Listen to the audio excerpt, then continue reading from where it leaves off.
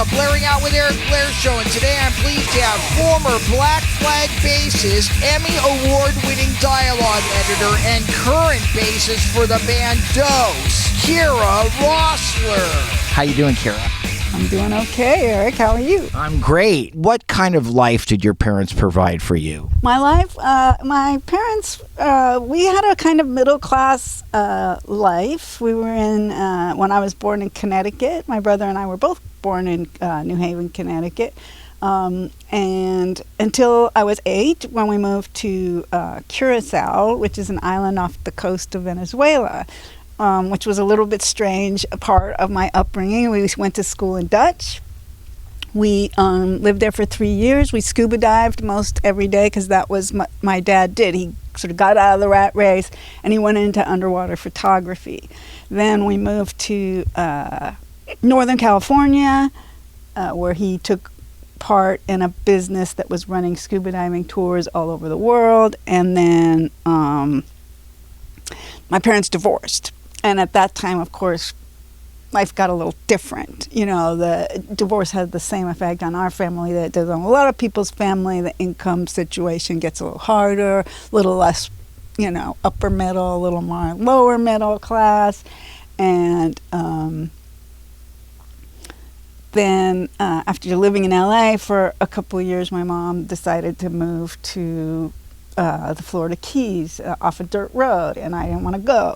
So she let me stay with my brother, and so at 15 I basically became a raggedy ragamuffin living in a crash pad with some guys. And I always say I was raised by wolves. It's not really true, but I didn't get the sort of traditional upbringing that a lot of teenagers had. I didn't have a strong parental unit. So I didn't learn some of the social graces you might learn. Instead, I was going to punk rock shows by 16. So do you think that had any kind of long-term impact on who you became as a person? Probably. I mean, yes, for a long time, especially in my teens and 20s, I was very insecure. Relationships were complicated because of daddy or because of the not having mom around or whatever. But I thought I knew it all, so I thought it would be at the time I thought I had it all together. Looking back, yeah, I mean, I got into a lot of situations that were that would have probably been avoided if it weren't for my choosing to kind of go out on my own too young. Your parents purchased a piano when you were 6 and Paul was 9. How did that change your life?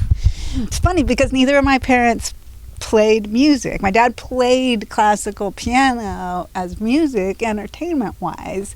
He would listen to that. And then we both started classical piano lessons at those ages. And it's such a great idea for kids because, of course, it was quite easy to learn. A piano is like, one button is a note, so it makes logical sense even to a young child. And I always say that I got into bass because of the sort of left hand on the piano, and I'm left-handed. It all somehow ties together to bass and the bass lines, and I don't know if that's true, but starting music early meant, I had some fundamental understandings about music. I got frustrated trying to keep up with my brother, but eventually I figured out that playing bass, he needed a bass player at a certain time, and I thought, well, if I switched to bass, then I could be in a band with him instead of constantly competing for time on the piano, right? So that is what led me to jump on the bass, and I borrowed a bass, and I practiced to try to get good enough for his stupid prog rock band, which of course broke up before I was ever good enough. But, the rest is history. He got into punk rock, I got into punk rock. It was much better. You didn't have to be as good. How did you discover the bass guitar, and what do you love about it? Well, like I said, it was the simple answer is that Paul's band needed a bass player. I didn't know that I loved it until, I actually sort of borrowed a bass and started doing it, and it became this sort of, I don't know, for me, bass is this physical sort of manifestation of my emotions, and I can't, I've talked to Paul about this, I can never imagine that like playing it on the keyboard would have that same thing. It's that wrestling with the piece of wood and the strings that actually feels like you're emoting, which is probably hogwash, but that's, that is what it feels like. It feels like I'm expressing myself and I'm fighting with it, and there's this physical battle that goes on. And very early, of course, it was really hard because I wasn't any good, so I think that may have, my early teens were miserable. I was really miserable. So it may have very quickly become this thing to battle with. And in that way, it filled a need that I couldn't find another outlet for, In your youth, did you and your brother Paul have a us against the world attitude and bond? No, I would say it was, I'm the younger sister who's trying to tag along with everything, and a little bit competitive at times here and there, but of course he was 3 years older and male, so he was generally better at everything. He would beat me at every board game. He would, everything. He got better at piano because I fell behind and then I quit. It hasn't till we've been adults that we've started to be able to have that sort of let all that nonsense drop. No, I would say that it was never fighting. It was just, like I said, I was his little snotty little sister in a way, He probably would have been happy if I had moved away with my mom and let him just get into punk rock without him. I instead wanted to go to the punk rock shows with him and, wanted to join bands too. Did Paul ever say, "Go away, kid, you bother me"? No, he didn't. He encouraged me. We had a garage in our backyard after Mom was gone, and we had this sort of crash pad. We had this garage where we would jam at night, and I was really the only person who lived there was focused on bass, so the jams would happen and I would jam on bass. And he had a friend who had lived in Northern California who came down, and he was the guitar player, and we had our first band together when I was 16. So Paul and I tried to do bands together. So it wasn't so much go away. I don't think, but there wasn't it wasn't you and me against the world. I mean, he had, I would guess, he was, he had a goal and a dream about music, and I'm not sure that we had the same one about music even. How did your first band, Wax, with your brother Paul come about? Just want to be clear, that's Wax with 2 X's. That came about because we had, this guitar player had moved in, and Paul had this long-standing friend, William, whose name was I Am a Man. And I named myself Candy Cane, and it was just like we gotta have a band, and we wrote songs, and it just, our idea of what, punk rock was, he knew Paul Beam, later Darby Crash, from high school, so we had been to shows at the Whiskey and stuff, so we were like, well, that's what our goal is, to start a band. That's what people were doing. We would go to these places, these holes, and see, people that had started bands and were doing things. And so that was a natural next progression, was start a band, write some songs, and then play live, So we did. What do you remember about your first gig at the Whiskey A Go-Go when you were 16? I was wearing a bicycle chain. I hadn't cut my hair off. Mine was still long, but my brother and the guys cut theirs off and saved it in little coffee cans and threw it on the audience because we thought that was punk rock. And mine wasn't even black yet. It was just long and brown. I had the bicycle chain on. And there were a couple songs that I sang, I screamed, that were my songs. And then I remember that at one point the guitar player kind of came up behind the singer and kind of kicked him out into the audience because he thought that was punk.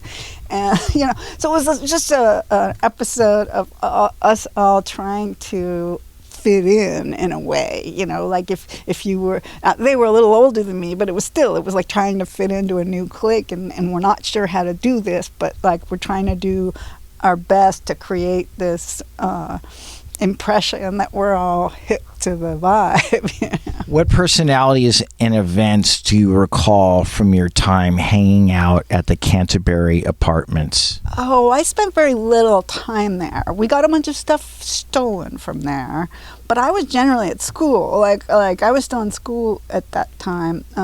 So Hollywood High was just right down the street from there, was there, and then the Mask, which was the club underneath the Pussycat Theater, I would go there. We would practice there. I actually created this deal where I would kind of let the owner have a break from being there, and I would stay there and like let people into practice spaces and collect money. And it's really weird, like even ever since I was a kid, I've been the like reliable one, the common sense one, the trustworthy one.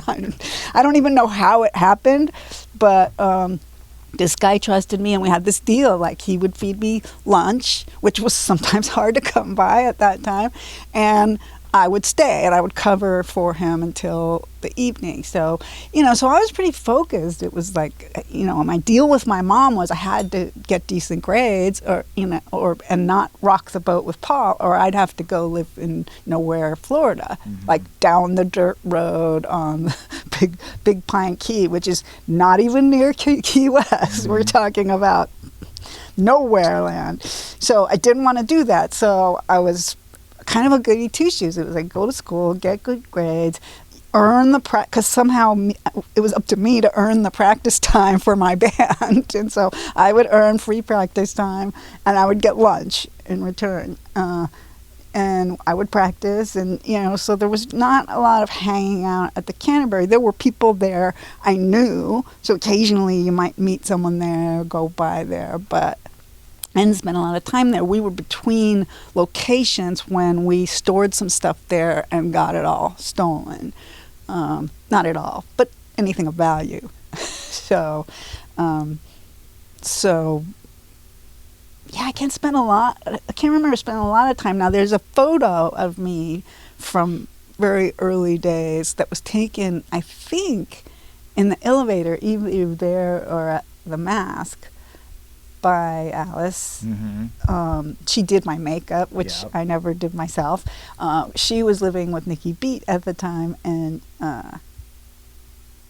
I played in a band with him for a little while, but I think this was before it. It all gets kind of fuzzy in terms of the exact dates, but the truth is I just can't remember spending a lot of time in people's apartments hanging out, or there wasn't a lot of parties there per se. It was, people either lived there, pay rent there, or they were going across to the Mask or to other places in order to go to gigs and stuff like that. What band were you in during that time? After Wax, Paul joined the Screamers. The guitar player who had been in Wax and I started a band called The Visitors, and we got a singer who had been in a Devo video. His name was Spaz Attack, right? So he was the singer, and we got a drummer, and we did some shows. But that was, so that lasted a year maybe, and then that kind of fell apart, and then the same guitar player and I started the Monsters with Nikki B and this guy named Leroy Jones, but we never could play a gig because Nikki insisted that we had to headline the Whiskey because he came from the Weirdos who used to headline the Whiskey. So we never actually got to play a gig because of that. We tried to headline the Whiskey, but they didn't want us to because we didn't have a draw. So we did that for a while. And then we had a band called Twisted Roots. Paul had a band called Twisted Roots that I played for several times, 3 different times. So, it's this succession of band after band. I had an all-girl band, Sex Sick, that I was constantly trying to make work, but when it comes to girls. What was your relationship like with Pat Smear during your time in Twisted Roots? I love Pat. Pat is, I have a very soft spot in my heart going all the way back to when he was in high school with my brother. I can remember, I have one really specific memory when I was still in junior high of Pat running through the halls of Emerson Junior High going, Kira, Michelle, looking for us as we're in class, and that, kind of running in this very like effeminate way. And that was just, he was so and is so willing to be himself, and so many people are sort of caught up in this, putting on this front. I got nothing but love here for Pat. Now, with that being said, there were a couple of times when I could have wrung his neck, like, practice, and then you show up for the gig drunk. But, that's not uncommon in the story of all of these bands. Like, and I don't know if it's nerves or I don't know if it's just like that's part of how we have fun, but I always sort of took it a little bit more business-like, a little bit more seriously in that way. Like, why practice it really, really hard if you're just going to screw it all up, but that's so much few and far between memories. What I really just have is a lot of warmth. And Twisted Roots did this reunion show way after the fact, and it was so good to see Pat because it had been so long, and we all just kind of go our separate ways, so it's always good to see people. I'm very sort of antisocial, stay-at-home person, so when something comes together, it is always nice to see certain people. Of course, Nirvana and the Foo Fighters. What do you think of Pat's mega success? I think it's great. I don't think, for me, there's absolutely no rules in how you conduct your life in terms of, like I don't believe there's such a thing as selling out. I don't think you have to have a hard life. I don't think you have to, fit into a certain cubbyhole for me to think that you are my kind of person. It's just you are. I think we all need to find what works for us, and if that works for him, why not? When you guys got Twisted Roots back together, was it like you had never been apart? Well, yes and no. And personality-wise, it certainly was weird to be, pulling out the old songs and trying to, play those bass lines and and we had like 2 practices, so it was a little bit intense. But I won't forget this. My brother decided, well, we'll just transpose this one song into a different key. And I was like, this was a song that had this huge, complicated bass line in it. And I'm like, no, we won't. I will not do it. But of course, with Paul, because he's my big brother, I'm not able to be just, no, we won't. I get hysterical, because he hits me at that level that very few people do. My ex-husband and my father probably. So I got, probably I felt inadequate because I couldn't just transpose the song. But to me, that was like, you just don't know what you're asking for. And I've got one practice, and I like to have everything. I don't jam ever, like in my bass playing ever, like in dos ever. Like I have the parts worked out. It's like I'm not comfortable doing free-form jams on stage, like for a lot of reasons, but mainly because I'm too uncertain about my ability to just think on my feet and do something cool, So, so that happened. But yeah, and in a lot of other ways, when we actually did the performance, it was in a lot of ways like no time had passed, just in that moment, which can happen sometimes playing live. It's sort of everything sort of falls away, and you're just in the emotion of the music, and it's rare, but it happens. What do you think makes Pat Smear a great musician? Gosh, he's always been such a great guitar player. I mean, when he was first starting, he was learning from, Yes Records and, stuff like that. He's just always sort of a guy that sat around and, worked his guitar. I wouldn't say he takes it seriously the way, I was describing myself.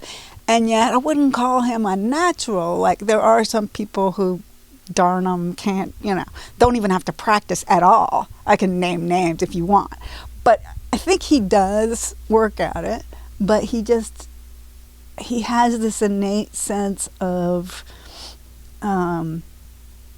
being the glue. It's almost like a bass guitar player sensibility, where it's like how to be the glue to connect things. And that's a very specific skill that oftentimes you only hear with bass players, where they sort of, if you took it out, it wouldn't quite work. But because they're sort of tying the drums and the rhythms and the melodies and the singing, and it's all kind of tied together that way. And he has that ear to go, oh, I should do that thing because that kind of brings the voice and the drums, It's hard to explain. How did Twisted Roots come together? Oh, that was all Paul. Paul is the author of that and made it very clear, this is my band. So I was merely a hired gun without the hire. What motivated you to fight so hard to establish yourself as a bass player in the punk scene? I don't know that I fought to be a bass player, in the punk scene. Like, I watched in the early days, there were a few bass players I really admired. There was a band called The Eyes, and Charlotte played a Boo Blue Rickenbacker, which I eventually bought, and then she went to guitar on the Go-Go's, go figure, because she was a good bass player. But there was a gal in the Alley Cats, right? Really strong bass player. So I was inspired a bit by this idea that, even back, I never saw her, but Susie Quattro, and there were these, so it was, in a sense, a strong woman thing before there were really a lot of strong women, to look up to. And I don't know that was a conscious thing, but there it was. My motivation was more, I want to play in bands. Like, it was like I'd show up early to the gigs, try to roadie for them, try to help them, because I didn't have any money to go to the shows, and because I would meet people who played, and maybe I'd eventually get in a band. Like, it was just sort of, that's what, I'm a bass player, I need to get in a band. It was the calculation wasn't how to become even a great bass player or a noticed bass player, as just be in a band, get to play. It's like, that's what, I'm a bass player, I want to play, and so when I'm not in a band, I'm trying to get in a band, So it didn't feel like climbing some ladder or anything. What kind of satisfaction did you feel once you got off stage from playing these shows? Depends on how they went. Okay. Look, when a show goes good, it can be really satisfying. But I didn't have a lot. I wouldn't say that I had a lot of really great, satisfying experiences. I mean, Twisted Roots did have couple of, decent sized shows at the Whiskey and stuff, but there was a lot of just kind of slogging along in the early days, and so the satisfaction sure was we played well, or just sometimes just getting through and not making mistakes, or not making bad mistakes, or depends. Like with the girl band, like just getting through the set was a big deal, So, the satisfaction, again, the bar wasn't that high. It was get through the set. It was, did it sound good? Did we get any kind of response from whatever audience might be there?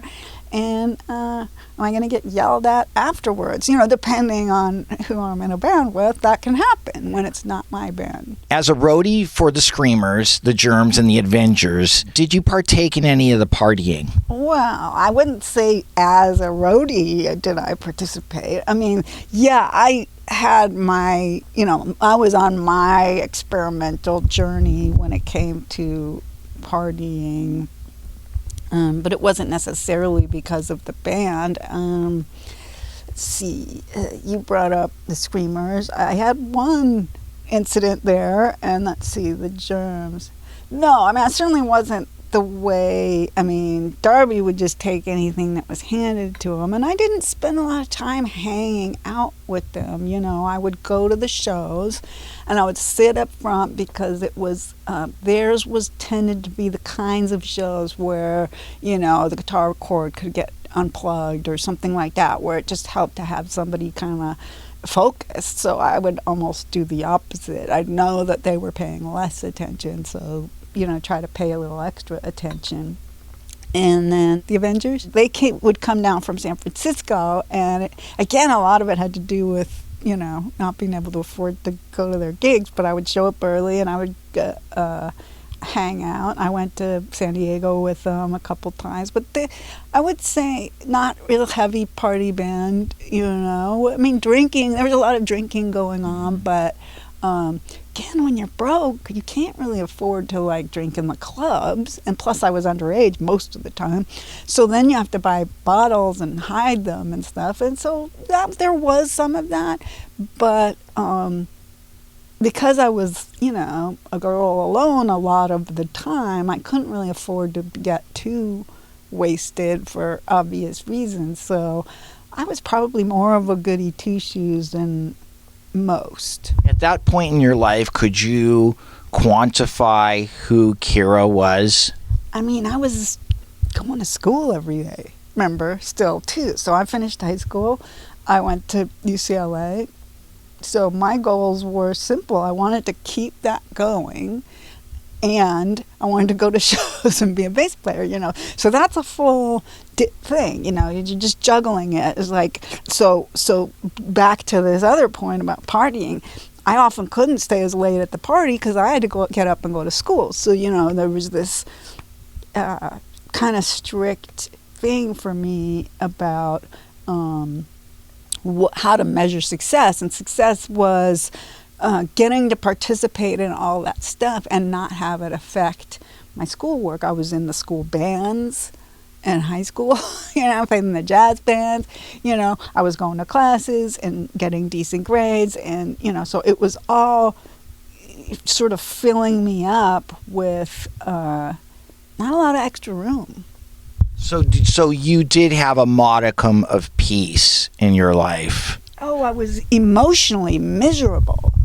So no, it wasn't peaceful, but I was, it was about control, because, probably partially because Mom had been gone for a while, so it was this control thing. I just have to keep the ducks in a row. But no, I was miserable emotionally, as most, teenage and 20-year-old women are, I was just suicidal. I never thought I'd live to 25, I did all of that emotional stuff, but by trying to control the, playing with bands, showing up to practice, getting to the gig, keeping my equipment together, doing as much as I get into school, doing as much as I could on the outside. And that's kind of been my story, is keep it together on the outside. No one will know that you're a mess on the inside, right? Isn't that the goal? So what are your most vivid memories of your time being a roadie in the early punk scene? So going with the Screamers to New York, very early when we got to the club, we were like, wow, there's no spray paint on the walls, so we spray painted, and we got in a bunch of trouble for that. Ended up, basically, our whole salary got taken away to pay back for the club's paint job. and I think me and the sound guy dropped acid while we were there too stupidly. We dropped acid and then had to like go like lie down and try to sleep, right? So we're just like lying there, like, okay, we're going to sleep now because that's what we have to do, because we're at some loft place in New York. You can't just wander out and go trip out in New York, right? So there was that, and the Avengers, I don't remember a lot, except at one point I decided that, I really kind of wanted to get vengeance on them, so I unplugged the PA system. I don't know why. I can't explain it. It's like these love-hate things happen. The Germs, yeah, I was really just loved those people. That was more of a connection with those people because I had known them for longer. So it was more about trying to take care of them and worrying for them because they like to party and they like to, and the crowds were a little rough and tumble and stuff. So that was a exercise in trying to sort of create a care where I could, for them. But I don't have any specific memories other than, wishing he wouldn't keep taking everything he got handed to him. And, the first show we went to of the Germs, he was breaking bottles and cutting himself and of course stepped on one and we had to take him to the hospital but get some stitches. But punk rock. Was that the whiskey show or was that the show at the Mask? It was a whiskey show. That was the first show I saw of the Germs, the first punk rock show I saw, so I was kind of new. The Forming had just come out. How did you help your brother, Paul Roessler, get in the Screamers? I'm sure he would disagree with that. My memory of it, I'm just going to start with, my memory of it was that I was talking to KK, drummer from the Screamers, and his girlfriend at the time, now wife, Trudy. And he was in the, I was finding out that he was like in the only keyboard band. And they were kind of, I think he was griping about the guy who was playing keyboards. And I said, well, you should talk to my brother. He's like been playing keyboards and piano since he was just a kid, But that's my memory of it. I'm not sure Paul would give me credit for it. That's one thing Paul and I often struggle with, is that we remember things differently because, it's all kind of strung back so far that memories get hazy. But I could swear that's what happened. I'm going with that. Yeah. How did Michelle Gerber-Bell become the singer for your band Sex Sick and later Twisted Roots post Maggie? Who were the other members? Okay, so Michelle and I go back to junior high. Okay, so first off, I knew her before I was into punk rock. So she was the other one that Pat was running through Emerson Junior High calling for, because she and I had gone to Pat's house. We had rode our bikes over from my mom's house over to Pat's house with his mom, where he lived with his mom, so he goes back. So Michelle was my best friend going way back. So I think it was, I'm going to go with it was her idea to start an all-girl band, because I don't think I'm a tomboy. I don't, and I was right, but anyway, I didn't ever think of doing a all-girl band. I think that was hers. And she put together a couple of other people. There was a drummer who had been in the Go-Go's and I guess had been kicked out of the Go-Go's, Alyssa, and she found a guitar player, Melissa, and we wrote songs. There were my songs, and Melissa and Michelle wrote all the lyrics, and we each wrote some songs, and we practiced a lot. Tried to practice a lot. We didn't do a lot of shows.